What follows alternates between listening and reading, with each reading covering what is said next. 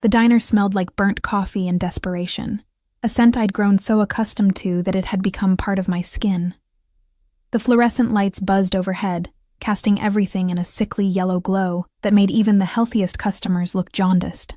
My feet ached in shoes held together more by hope than by the remaining stitches, and the grease-stained apron tied around my waist felt like it weighed 1,000 pounds after a double shift. I wiped down table 7 for the 3rd time, my movements automatic, mechanical. This was my life now, had been for the past 2 years.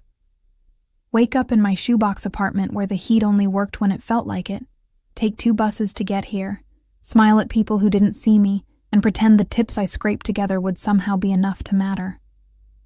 "Sweetie, coffee!" barked Maurice from behind the counter, his thick Brooklyn accent cutting through the ambient noise of clinking dishes and mumbled conversations. "On it," I called back, reaching for the pot that had probably been sitting on the burner since the Clinton administration.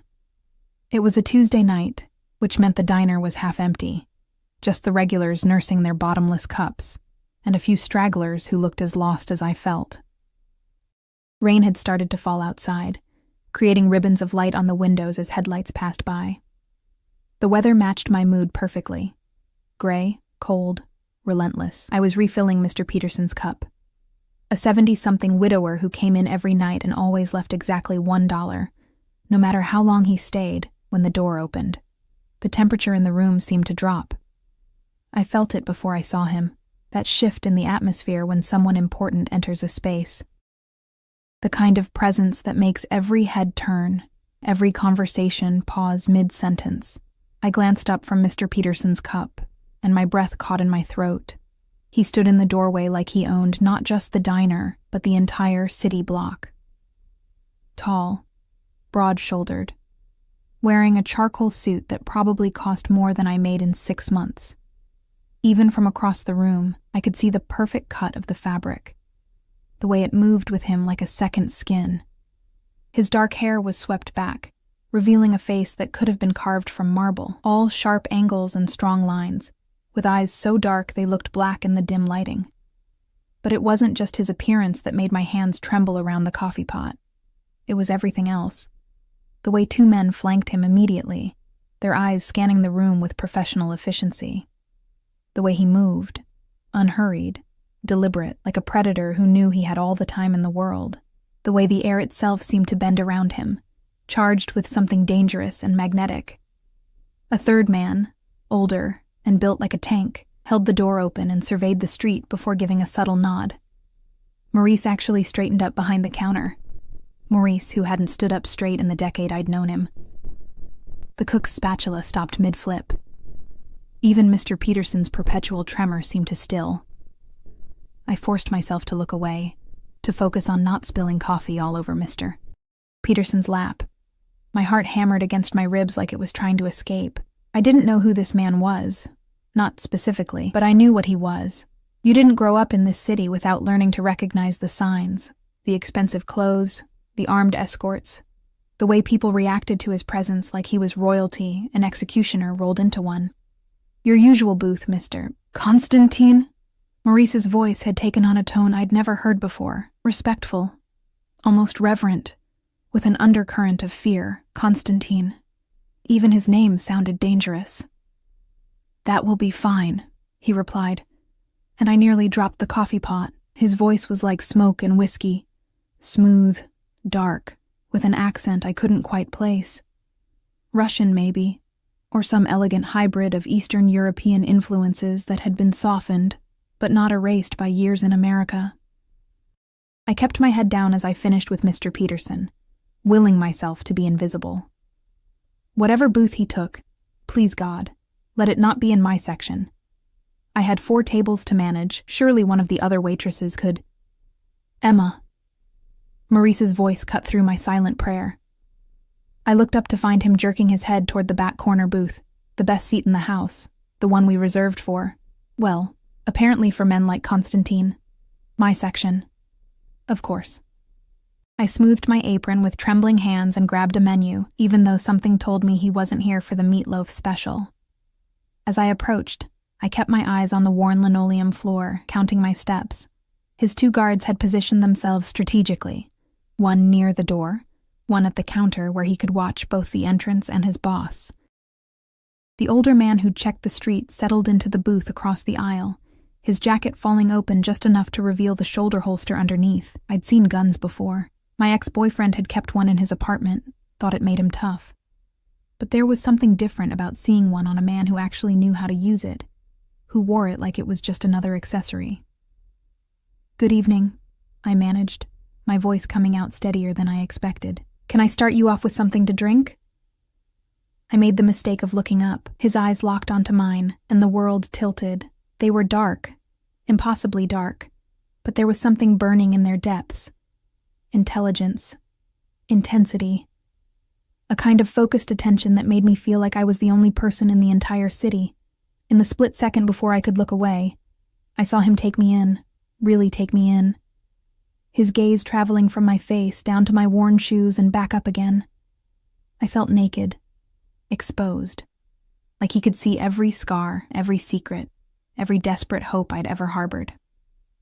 "Coffee," he said simply, still watching me with that unnerving intensity. "Black." "Right away," I murmured, already turning to escape. "And something for my associates." I paused, my pen hovering over my notepad, a prop really, since I'd just be getting coffee for everyone. "The same?" The guard in the booth across from him, silver-haired, with a face that had seen too many fights, nodded once. "The others would presumably get their own if they wanted it." I fled back to the counter, my pulse racing. Maurice raised an eyebrow at me as I grabbed the fresh pot, the good stuff we kept hidden for special occasions. "You okay, kid?"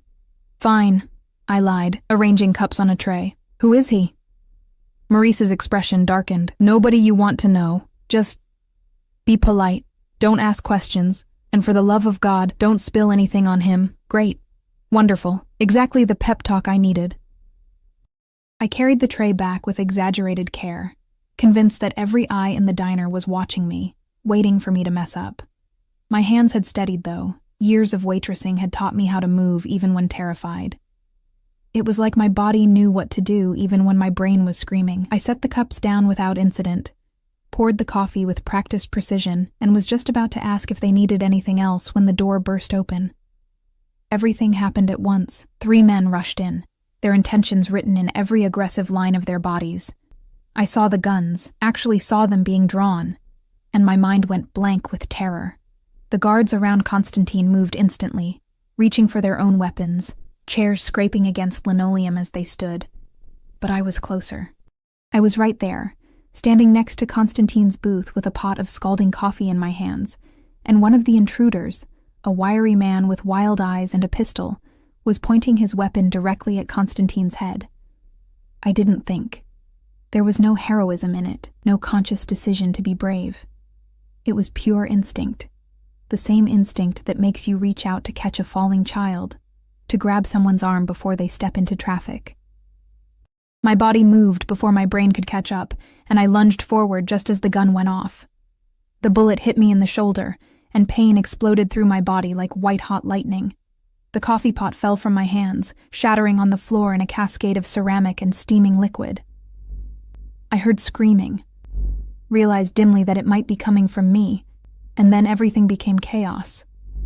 More gunshots. Someone tackled me to the ground, covering my body with theirs. The weight was crushing, protective, and through the haze of agony, I smelled expensive cologne and gunpowder. Shouting in multiple languages, running footsteps, Maurice yelling something about calling the cops. Then silence. Heavy, ringing silence broken only by my own ragged breathing and the sound of rain against the windows. The weight on top of me shifted, and I found myself looking up into Constantine's face. We were on the floor, him hovering over me, one hand pressed against my shoulder, where blood was seeping through my uniform. His expression was thunderous, a rage so profound it made him look almost inhuman. But his touch was careful, gentle even. "Don't move," he commanded, his voice rough. "You're hit." I tried to speak, but pain lanced through me, stealing my breath. "Dmitri, call Dr. Volkov. Now." He barked the order without looking away from me, his hand maintaining pressure on my wound. "Tell him we're coming to him." "Boss, the police." "I don't care about the police." The fury in his voice made everyone in the diner flinch. This woman just took a bullet meant for me. We're not leaving her to bleed out while we wait for an ambulance. My vision was starting to blur at the edges, darkness creeping in. I tried to focus on his face. It seemed important somehow, to stay conscious, to understand what was happening. His jaw was clenched so tight, I could see the muscle jumping. And there was something in his eyes that looked almost like fear. No, that couldn't be right. Men like him didn't get scared. "Stay with me," he ordered, and it was an order, the kind of command that expected obedience. "Look at me. What's your name?" "Emma," I whispered, my voice barely audible. "Emma Reeves. Emma." He repeated it like he was memorizing it, branding it into his memory. "I'm going to pick you up now. It's going to hurt, but we need to get you help. Do you understand?"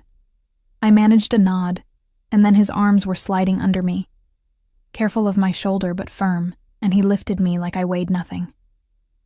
The movement sent fresh waves of agony through my body, and I couldn't stop the cry that escaped my lips. "I know," he murmured, something almost soft entering his voice. "I know. Just hold on."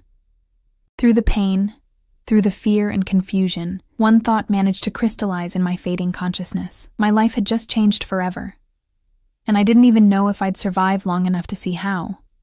I woke up in a bed that felt like sleeping on a cloud. For a few disoriented seconds, I didn't remember anything. Didn't know where I was, or why my shoulder felt like it had been set on fire and then wrapped in cotton. The sheets against my skin were Egyptian cotton, maybe higher, the kind of fabric I'd only ever touched while folding laundry for the family I'd cleaned houses for during college. Above me, a crystal chandelier caught the morning light, scattering rainbow prisms across a ceiling that had actual crown molding. This wasn't a hospital. Memory crashed back in waves. The diner, the guns, the bullet tearing through my flesh, Constantine's face hovering over mine. I tried to sit up, and pain immediately reminded me why that was a terrible idea. "Easy." A woman's voice, accented and calm. "The doctor said you must not move suddenly." I turned my head, slowly this time, to find a woman in her 50s sitting in a chair beside the bed. She had kind eyes and graying hair pulled back in a neat bun, wearing what looked like a nurse's uniform. "Where am I?" My voice came out scratchy, raw. "Mr. Constantine's residence. I am Irina, the house nurse." She stood, pouring water from a crystal pitcher into a glass. "You were brought here last night after the incident. Dr. Volkov operated on you. The bullet passed through cleanly. You were very lucky." "Lucky. Right, getting shot definitely felt like winning the lottery." She helped me take small sips of water, and gradually, my surroundings came into sharper focus. The bedroom was enormous, bigger than my entire apartment. Floor-to-ceiling windows overlooked what appeared to be a private garden, though I could see the tops of buildings beyond the high stone walls. The furniture was all dark wood and elegant lines, expensive without being ostentatious. Original artwork hung on the walls, pieces I vaguely recognized from museum visits I could never afford. "How long have I been here?" 12 hours. It is almost noon." Irina adjusted my pillows with practiced efficiency. "Mr. Constantine has been very concerned. He has checked on you 4 times, though you were sleeping." The idea of him standing over me while I slept sent a shiver down my spine that had nothing to do with pain. "I need to call my work. Maurice will be worried, and I'm supposed to have a shift tonight." "Already handled," a deep voice said from the doorway. I froze. Constantine stood there, somehow looking even more imposing in the daylight streaming through the windows. He'd changed from the suit I remembered. This one was charcoal gray, perfectly tailored, with a crisp white shirt open at the collar, no tie.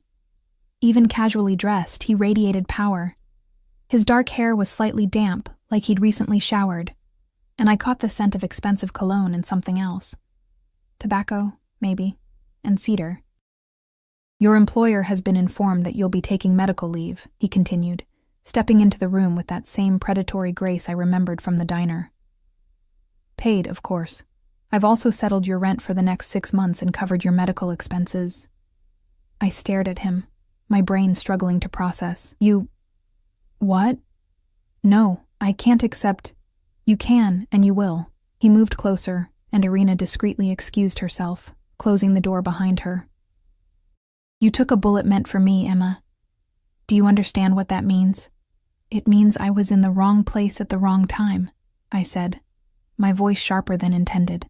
Pain was making me bold, or maybe just stupid. "It doesn't mean you owe me anything."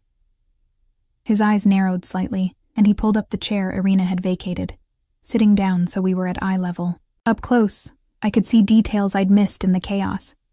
A small scar cutting through his left eyebrow, the shadow of stubble along his jaw. The way his eyes weren't quite black, but rather the darkest brown I'd ever seen. "Let me be very clear about something," he said, his voice quiet but carrying absolute authority. "In my world, debts are sacred, life debts especially. You put yourself between me and a bullet. Whether you meant to or not is irrelevant. That action created a bond, an obligation that I will honor. I don't want to be in your world," I whispered, fear finally catching up to the shock. "I don't even know what your world is." A ghost of a smile touched his lips, though it held no humor. "You already are, Emma. The moment you stepped in front of that gun, you became part of it. Those men who tried to kill me, they failed, thanks to you, but they work for people who don't accept failure kindly, which means anyone associated with me becomes a target. The implications crashed over me like ice water. You're saying they'll come after me? They already are." He pulled out his phone, swiped through a few screens, and showed me a photograph. It was my apartment building, except the door to my unit hung off its hinges, and I could see the destruction inside. Furniture overturned, belongings scattered. They hid it this morning, looking for information about you. Fortunately, I'd already posted men there to collect your things. Everything important has been brought here. I couldn't breathe. My home, my safe space, however shabby, violated and destroyed. This is insane. I'm nobody. I'm just a waitress. Why would anyone— "Because you saved my life," he interrupted, leaning forward. "Because in doing so, you humiliated Sergei Volkov's organization.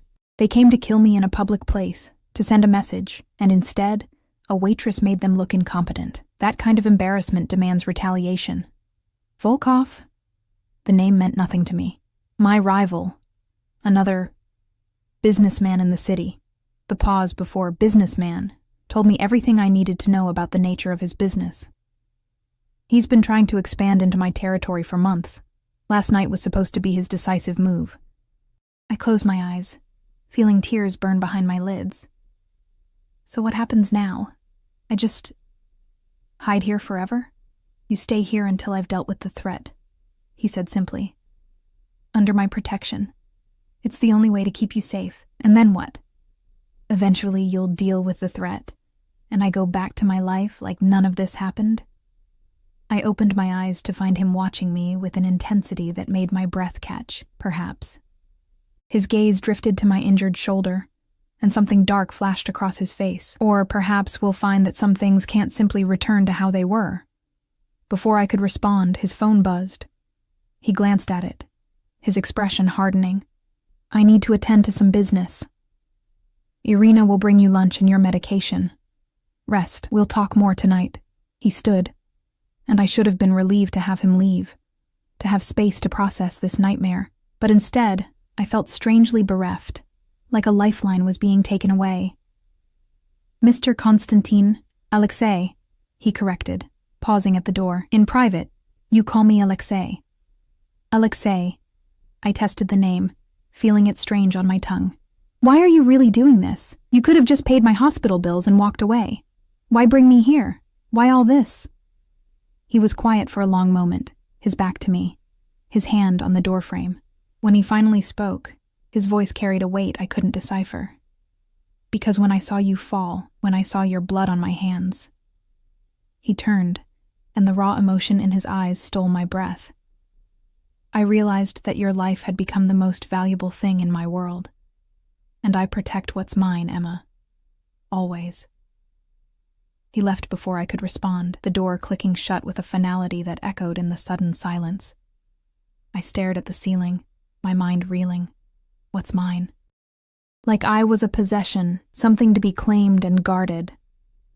I should have been furious, should have been planning my escape despite the danger, but all I could think about was the look in his eyes. Possessive, yes, but also something else, something that looked almost like desperation.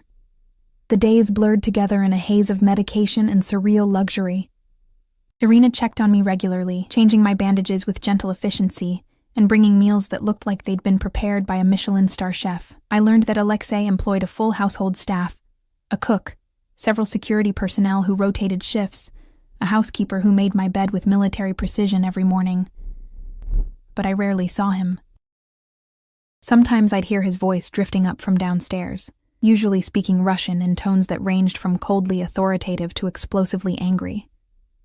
Other times, I'd wake in the middle of the night to find evidence he'd been in my room, a glass of water on the nightstand that hadn't been there before, my blanket tucked more carefully around me, once even a book on the chair that I'd mentioned wanting to read to Irina. He was protecting me, watching over me, but keeping his distance. It made me feel like a bird in a gilded cage, cared for, safe, but still trapped. By the fourth day, I was going stir-crazy. My shoulder was healing well enough that I could move around without wanting to scream, and I couldn't stand being confined to the bedroom any longer. Against Irina's protests, I ventured out, exploring the house. It was a mansion, really, 3 stories of old-world elegance mixed with modern security. I counted at least 12 bedrooms, a library with floor-to-ceiling bookshelves, a formal dining room that could seat 20, and a living area with furniture that probably cost more than I'd earn in a lifetime. Cameras were discreetly placed in corners, and I noticed the security personnel, always professional, always watching. I found Alexei in his study on the 2nd floor. The door was slightly ajar, and I could see him behind a massive mahogany desk, talking on the phone in rapid Russian. He looked tired, shadows under his eyes, his jaw tight with tension. As I watched, he rubbed his temples, a gesture so human it made my chest ache. He hung up and looked up, somehow knowing I was there despite my silence. "You should be resting," he said, but there was no real reprimand in his voice. "I've been resting for 4 days. I'm going crazy up there." I stepped into the room, taking in the walls lined with books and what looked like expensive vodka. "Don't you have TVs in this place?" "3 in your room alone. Did you not see them hidden in the armoire?" The corner of his mouth twitched. "I can have someone show you." "I don't want to watch TV," I interrupted. "I want answers. What's happening out there? Have you dealt with the threat?" His expression shuddered. "It's being handled." "That's not an answer. It's the only one you're getting." He stood, moving around the desk toward me. "This isn't your concern, Emma." "Not my concern?" I felt anger surge through me, welcome after days of feeling helpless. "People destroyed my apartment because of me. I'm trapped here because of me. How is this not my concern?" "Because I'm handling it." His voice rose, filling the room with its force. Then, visibly, he reined himself in, his hands clenching into fists at his sides. "Because the less you know about what I do, the safer you are. Do you understand? Information is dangerous in my world. The wrong word to the wrong person could—" He cut himself off, turning away, but not before I saw something flash across his face. Fear again. For me. "Could what?" I pressed, moving closer despite every instinct telling me to back away. "What are you protecting me from, Alexei?" He spun back, and suddenly he was right there, inches away, close enough that I could feel the heat radiating from his body. "From everything," he said, his voice dropping to something rough and raw. "From Volkov, from my enemies, from anyone who would hurt you to get to me, from the violence and ugliness of what I am." "And what are you?" I whispered, tilting my head back to meet his eyes. His hand came up, almost of its own accord, his fingers ghosting along my jaw so gently I barely felt it. "A monster who somehow found something precious," he murmured. "And monsters, Emma, they destroy everything they touch." My heart was pounding so hard I was sure he could hear it. "You haven't destroyed me, yet." But his thumb brushed across my cheekbone, belying his words. "But I will keep you safe, even if it means keeping you from myself." He stepped back abruptly, putting distance between us, and the loss of his proximity felt like a physical ache. "Dimitri will take you shopping tomorrow," he said, his voice returning to businesslike efficiency. "You need clothes, personal items, whatever you want. Just, I don't want your money," I said quietly. "I just want to understand what's happening to my life." He looked at me for a long moment, something unreadable in his dark eyes. "Your life is no longer what it was, Emma. The sooner you accept that, the easier this will be. And what is it now? Mine to protect," he said simply. "Whether you want it to be or not." The nightmares started on the 5th night. I woke up screaming, the phantom sensation of the bullet tearing through my flesh so vivid I could smell the gunpowder. My shoulder throbbed in sympathy with the memory, and I was thrashing against the sheets, trying to escape an invisible threat, when the door burst open. Alexei stood there in the doorway, backlit by the hallway light, wearing only dark pajama pants. His chest was bare, and even through my panic, I registered the landscape of scars crisscrossing his skin, evidence of a violent life I could only imagine. He had a gun in his hand, held with the casual familiarity of someone who'd been reaching for weapons in the middle of the night for years. "Emma." He scanned the room with professional efficiency before his eyes settled on me, and the gun disappeared somewhere behind his back. "You're safe. It was a dream." My voice cracked, and I hated how weak I sounded. "I'm sorry. I didn't mean to wake you. I wasn't sleeping." He moved closer, and I noticed the dark circles under his eyes had deepened. "I was working." "At 3 a.m? My work doesn't follow a schedule." He sat on the edge of the bed, careful to maintain distance but close enough that I could feel the warmth of his presence. "Tell me about the dream." I shook my head, wrapping my arms around myself. "It's stupid. Just reliving that night." "Not stupid." His voice was gentle in a way I hadn't heard before. "You experienced trauma. Your mind is processing it the only way it knows how." We sat in silence for a moment, and I found myself studying him in the dim light. The scars weren't just on his chest. There was a particularly vicious one along his ribs, another across his shoulder. Bullet wounds, knife wounds, evidence of a life lived on the edge of violence. "How do you do it?" I asked quietly. "Live with this every day?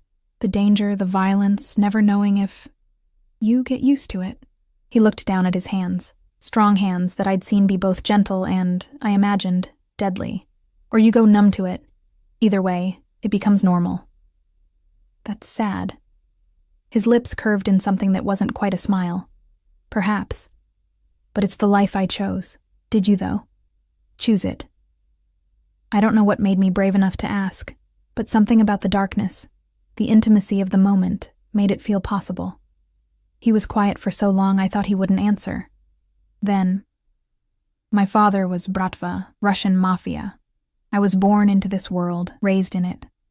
By the time I was old enough to understand what choice meant, I was already too deep to get out." He glanced at me, and in the shadows, his eyes looked almost haunted. "But I made it mine. Built something bigger, stronger. That part, that was my choice. Do you ever regret it? Every time I see innocence destroyed by it." His gaze held mine. "Every time someone like you gets caught in the crossfire." The weight of his words settled between us. I should have been afraid. I was in bed with a man who just admitted to being a crime lord, who probably had blood on his hands, who lived in a world I couldn't begin to comprehend. But all I felt was a strange pull, like gravity was shifting, and he was becoming my center. "Go back to sleep, Emma," he said softly, standing. "I'll stay until you do." "You don't have to." "I know." He moved to the chair by the window, settling into it with the ease of someone who'd spent many nights keeping watch. "But I will anyway." I wanted to argue, to tell him I didn't need a babysitter. But the truth was, knowing he was there, that solid presence between me and whatever darkness lurked outside, made me feel safer than I had in years. I fell asleep watching him silhouette against the window, guardian and captor all at once. Shopping with Dimitri was an experience I'd never forget. The silver-haired guard who'd been in the diner that night drove me in a black SUV with windows so tinted I could barely see out. 2 more vehicles followed us, one ahead, one behind. forming a protective convoy that made me feel simultaneously important and terrified. "Is all this really necessary?" I asked, as Dmitri opened my door outside an exclusive boutique in a part of the city I'd only ever seen in magazines. "Mr. Constantine's orders," he replied in his thick accent, his eyes constantly scanning the street. "Your safety is priority." The boutique staff seemed to be expecting us. An elegant woman in her 40s greeted us by name, leading us to a private shopping area where champagne and petit fours waited. I felt like Julia Roberts in Pretty Woman.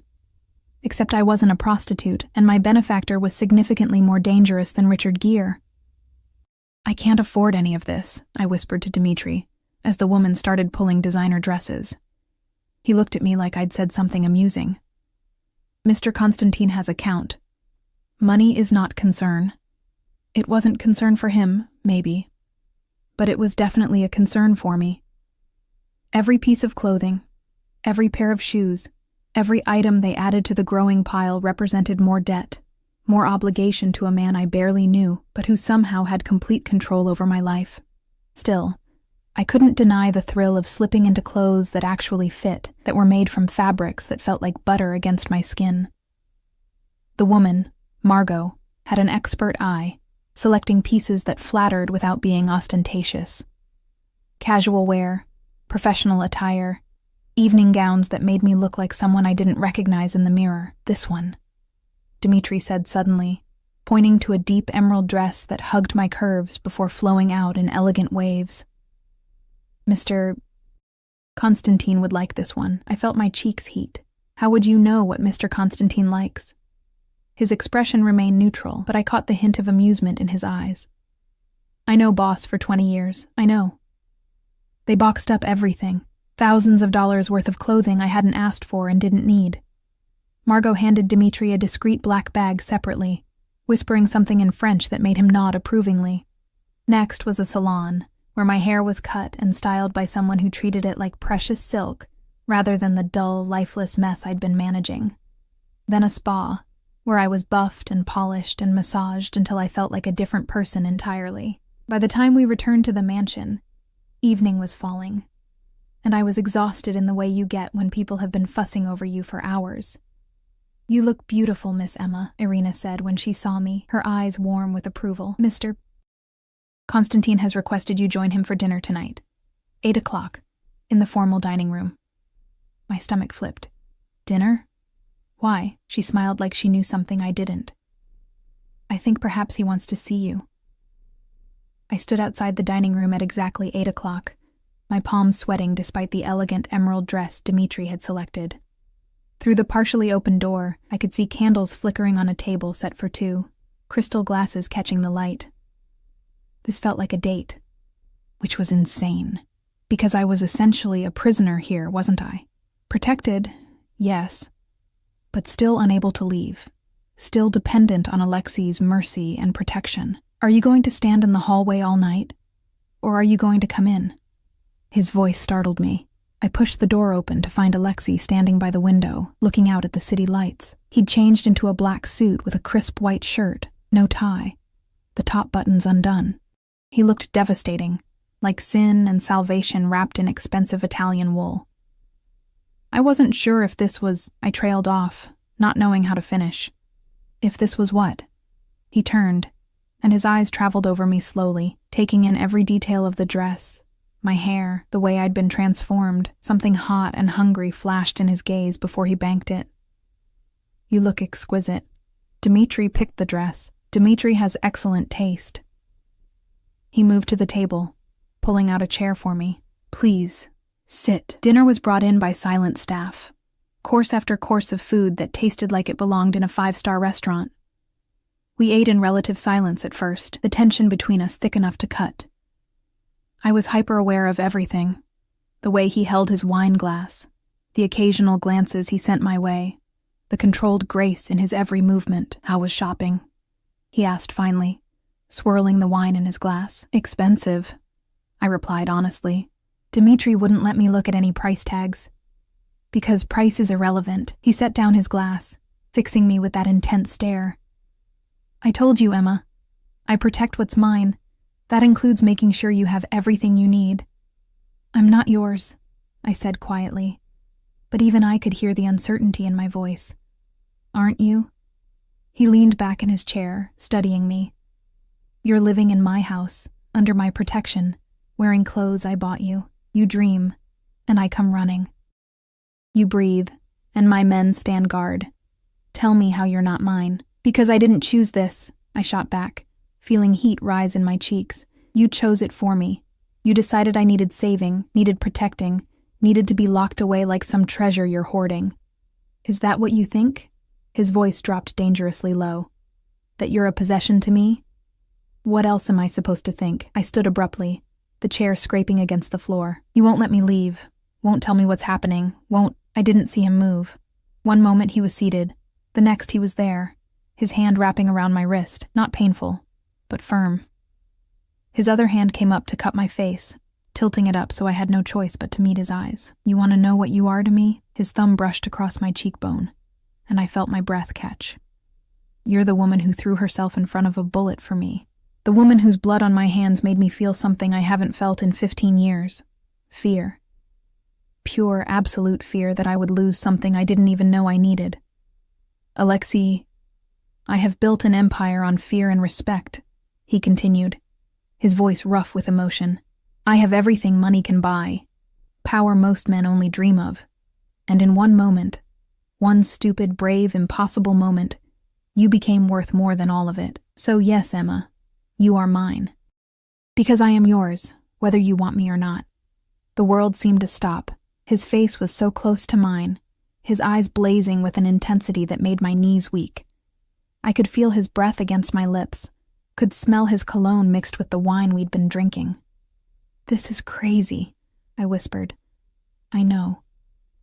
You barely know me. I know enough. His thumb traced my lower lip, and I couldn't suppress the shiver that ran through me. I know you're brave and stubborn. I know you have terrible taste in apartments and work too hard for too little. I know you drink your coffee with too much sugar, and you hum when you think no one is listening. You've been watching me. Every second I can. He leaned in, his forehead nearly touching mine. Tell me to stop, Emma. Tell me you want me to let you go, to release you from this, and I will. I'll set you up somewhere safe, somewhere far from here with enough money to start over. Just say the word. It was the escape I'd been thinking about, the freedom I'd been craving. All I had to do was say yes, and he'd let me go. I could see it in his eyes. It would destroy him, but he'd do it. I should have said yes, should have run from this dangerous, impossible man and his dark world. Instead, I closed the distance between us and kissed him. He froze for a heartbeat, and I thought maybe I'd made a terrible mistake. Then his hand tightened on my waist, pulling me flush against him, and he kissed me back with a hunger that stole my breath. It was nothing like any kiss I'd ever experienced. It was possession and desperation, and need all tangled together, burning through me like wildfire. When we finally broke apart, both breathing hard, his eyes were nearly black with desire. Emma, he said, my name a prayer and a curse. Do you understand what this means? I nodded, unable to speak. Say it. I need to hear you say it. I'm yours, I whispered, and felt the words settle into my bones like truth. And you're mine. The smile that crossed his face was beautiful and terrifying all at once. Yes, he murmured, pulling me close again. God help us both. I woke up in Alexei's bed. Sunlight streamed through floor-to-ceiling windows I didn't recognize, and the sheets beneath me were black silk, a stark contrast to the white linens of the guest room I'd been occupying.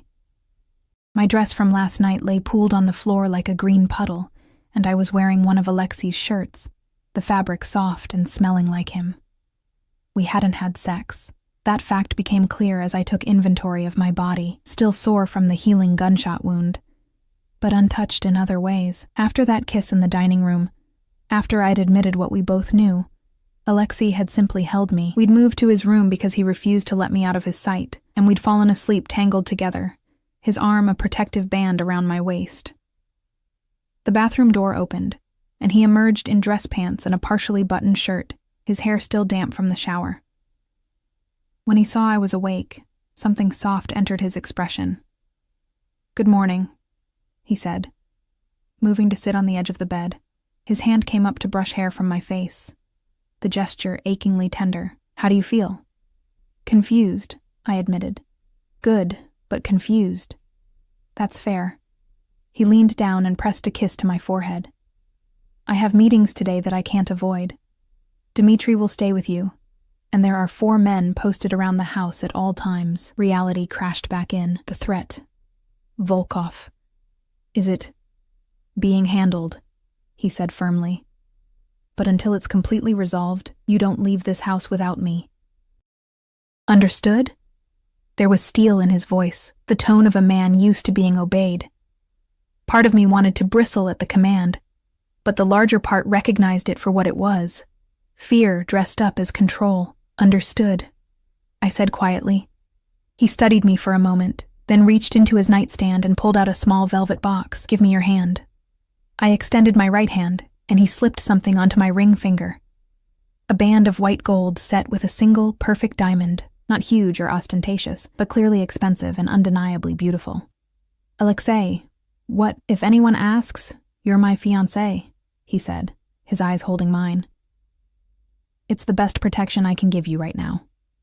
In my world, attacking another man's wife or intended is complicated. It brings consequences that even men like Volkov think twice about. So this is fake, I said, trying to ignore the strange disappointment curling in my chest. His jaw tightened. Nothing about what I feel for you is fake, Emma. But yes, for now, it's a tactical decision. He raised my hand to his lips, kissing the ring. One I hope won't always be. Before I could respond, his phone buzzed insistently. He glanced at it, and his expression hardened. I have to go. Irina will bring you breakfast. Stay inside. Stay safe.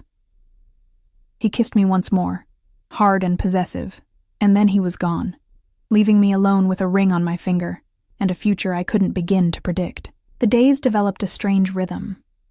Alexei would leave early, returning late, always with that same tension in his shoulders that spoke of deals made and threats neutralized. We'd have dinner together, talk about everything except his business.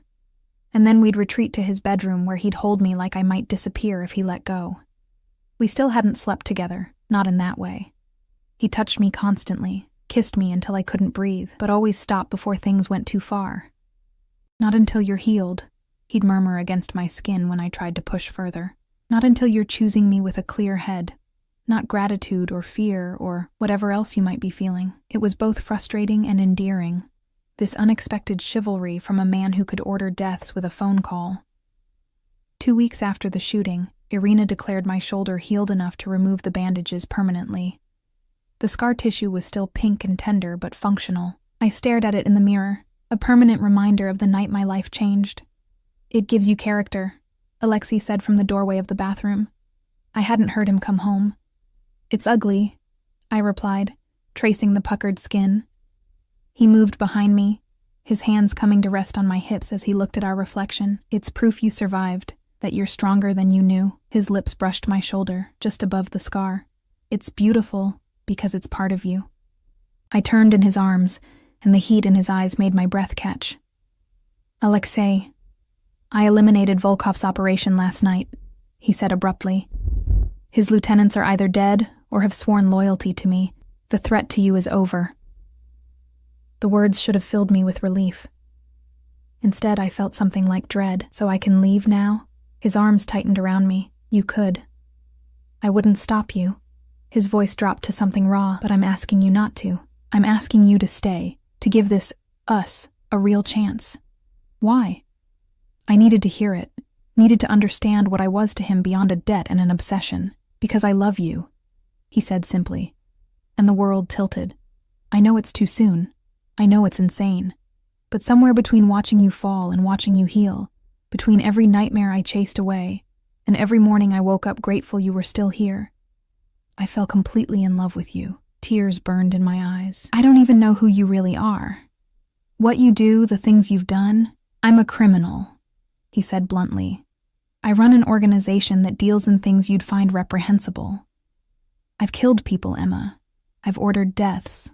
I've built my empire on fear and blood, and I won't insult you by pretending otherwise. His hand came up to cup my face.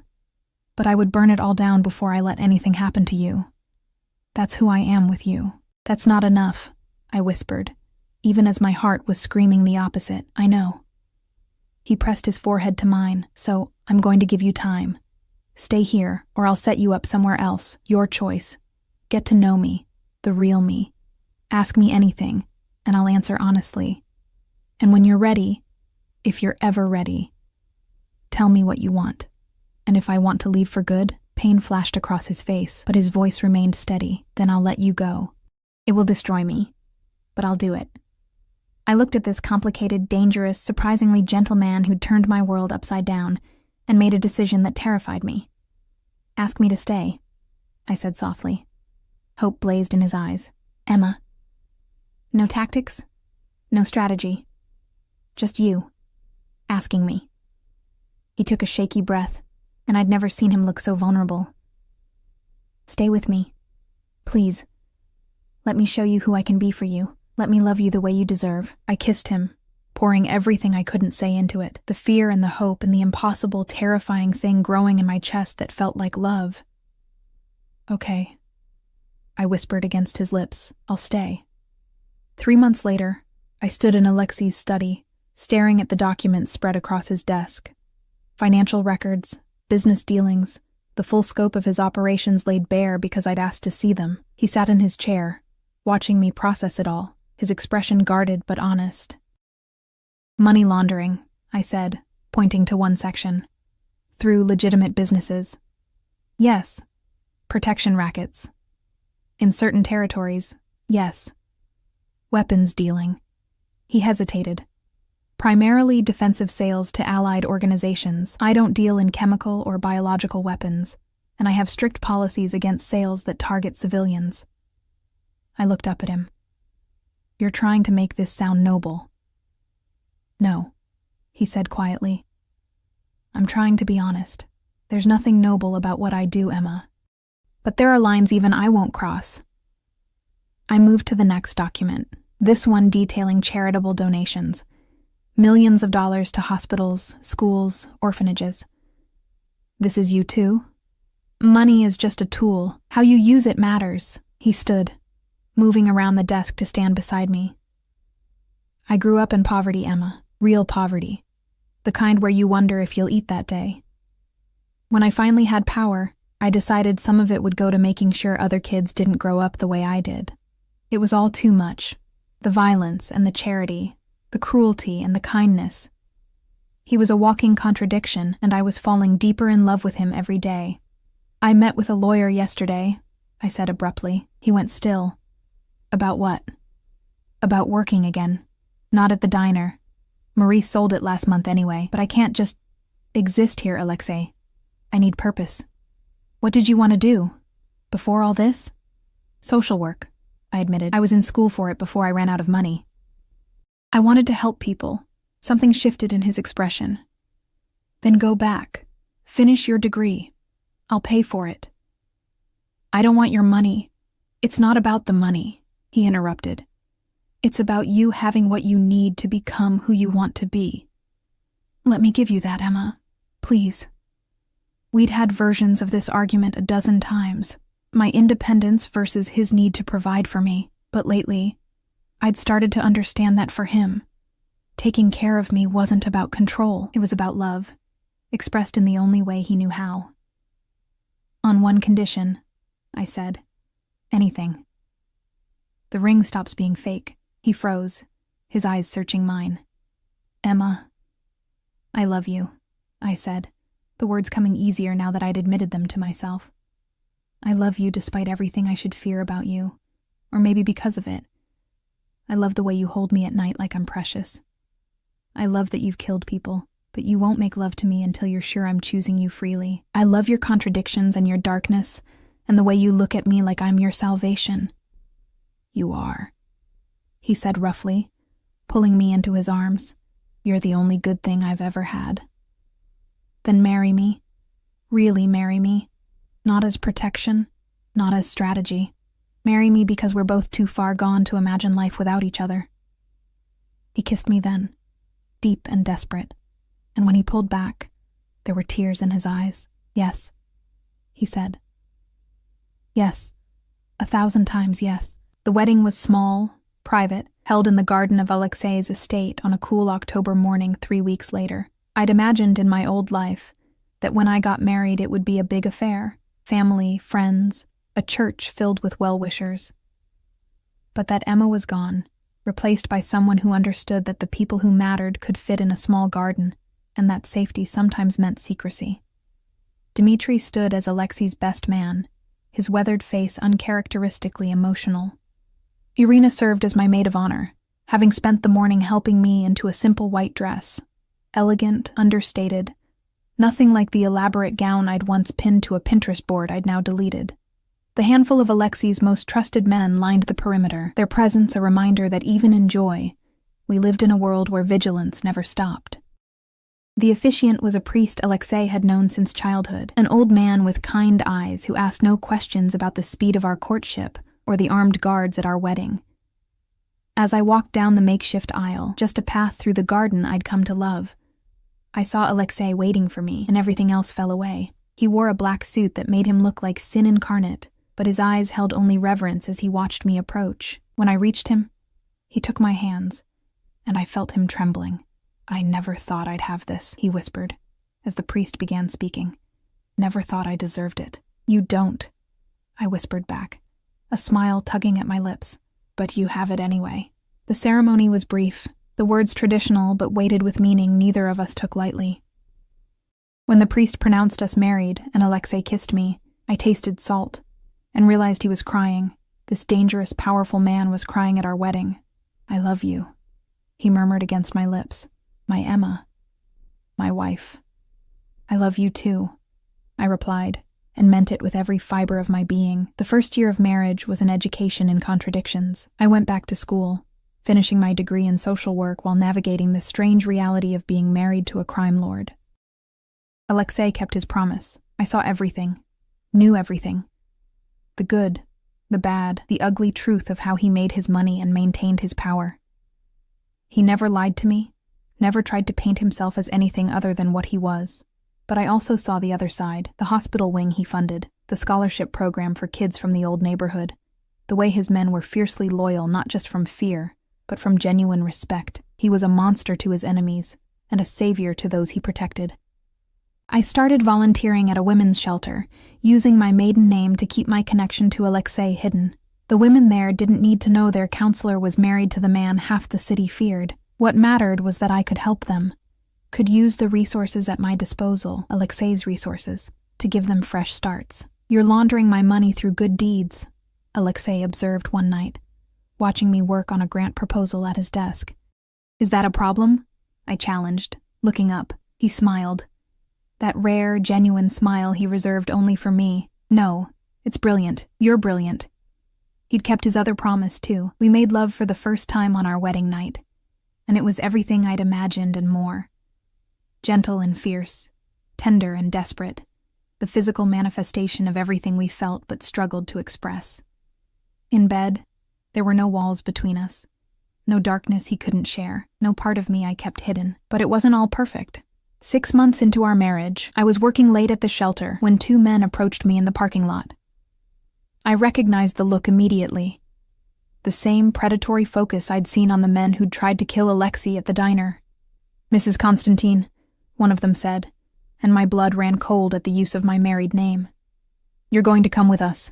I ran. It was stupid, probably futile, but instinct took over. I made it maybe 10 feet before one of them grabbed me, his hand clamping over my mouth as I tried to scream. The other one was reaching for something in his jacket when a black SUV screeched into the parking lot. Dmitri emerged like an avenging angel, his gun already drawn. "Release her. Now." The men froze, then slowly let me go. I stumbled forward, and Dmitri caught me, positioning himself between me and the threat. "Tell your boss that touching Constantine's wife means war," Dmitri said calmly, "and Constantine doesn't lose wars." The men disappeared into the shadows, and Dmitri bundled me into the SUV where 2 more guards waited. My phone was already ringing, Alexei's name flashing on the screen. "I'm okay," I said before he could speak. "Dmitri got here in time." I'm 10 minutes away. His voice was arctic, controlled in a way that promised violence. Stay on the phone with me. Those 10 minutes felt like hours. When we finally pulled up to the estate, Alexei was waiting, and the look on his face would have terrified me if it had been directed at me. He pulled me from the car, his hands running over me, checking for injuries with barely controlled panic. I'm fine, I kept repeating. Alexei, I'm fine. He crushed me against his chest and I felt him shaking. I should never have let you work there. It was stupid, reckless. No. I pulled back, forcing him to meet my eyes. Don't do this. Don't take away the things that make me who I am because you're scared. I'm terrified, he admitted roughly. Every second you're not with me, I'm terrified. And tonight proved I'm right to be. Tonight proved that your protection works. Dmitri was there. Your men were watching. The system you put in place kept me safe. This time. His hands cupped my face, and I saw the fear warring with anger in his eyes. What about next time? What about when I'm not fast enough, when my men aren't close enough? Then we deal with it together, I said firmly. But you don't get to lock me away, Alexei. That's not the deal we made. We argued about it for hours, both of us too scared and angry to back down. Finally, we reached a compromise. I could continue my work, but security would be increased, and I'd check in every hour. It wasn't perfect, but it was a balance we could both live with. The men who'd approached me were found 3 days later, dumped on the doorstep of their boss with a message that made the news. Konstantin's wife is untouchable. I probably should have been horrified. Instead, I felt a savage satisfaction that Alexei had made his point so clearly. I found out I was pregnant on a rainy Tuesday in April. I'd been feeling off for weeks, exhausted, nauseous, emotional in ways that didn't make sense.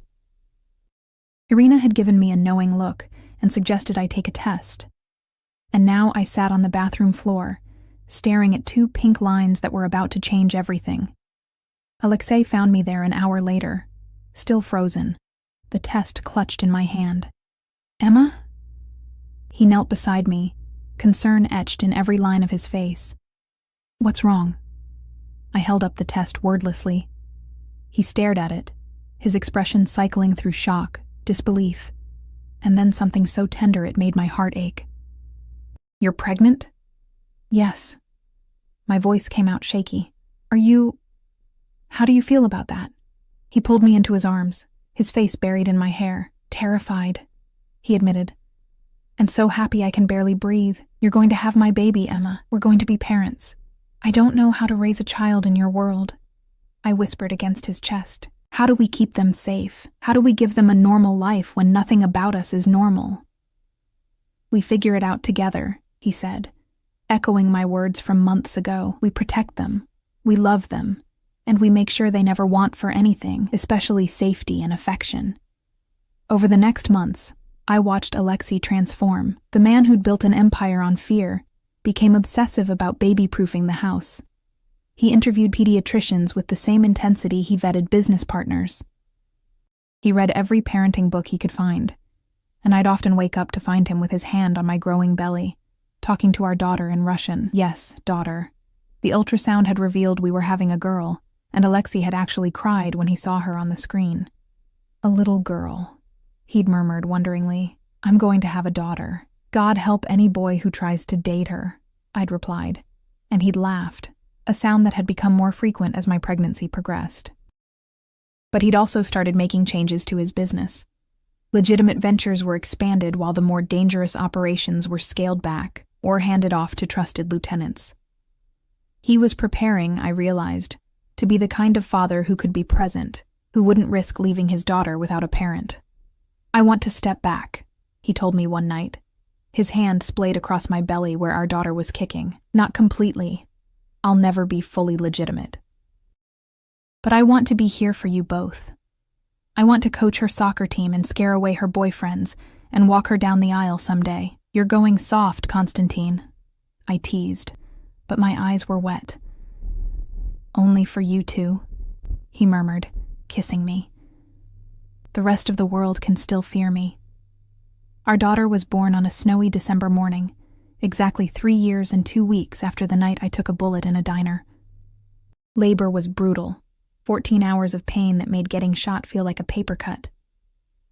Alexei stayed with me the entire time, letting me crush his hand, wiping my forehead, whispering encouragement in English and Russian when our daughter finally arrived, screaming her displeasure at the world. He cut the umbilical cord with shaking hands. "She's perfect," he breathed, staring at the tiny red-faced bundle the nurses placed in my arms. "Emma, she's perfect." We named her Anastasia, after Alexei's grandmother, the one person from his childhood who'd shown him unconditional love. Anna, for short. Holding her, feeling her small weight against my chest, I understood completely why Alexei had been so terrified. This tiny person was everything, more precious than any empire, more important than any amount of money or power. She was our whole world condensed into 7 pounds and 3 ounces. "I would destroy anyone who tried to hurt her," Alexei said quietly. His finger traced along Anna's tiny hand. "Burn the whole city down if I had to." "I know," I replied, because I felt it too, that fierce, primal need to protect. "But hopefully it won't come to that." It didn't. Alexei's reputation, combined with his gradual shift toward legitimate business, meant that our family was largely left alone. Oh, there were always threats on the periphery, always the possibility of danger, but Dmitri and his team remained vigilant. And as Anna grew from infant to toddler, she did so in safety. She had her father's dark eyes and my stubborn streak, and she wrapped everyone around her tiny finger. Dmitri, the stoic killer, became putty in her hands.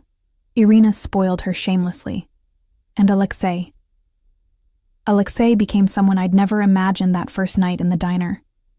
He was still dangerous, still commanded respect and fear from his enemies. But he was also the man who got up for 2 a.m. feedings, who built elaborate pillow forts, who read bedtime stories in Russian until Anna fell asleep on his chest.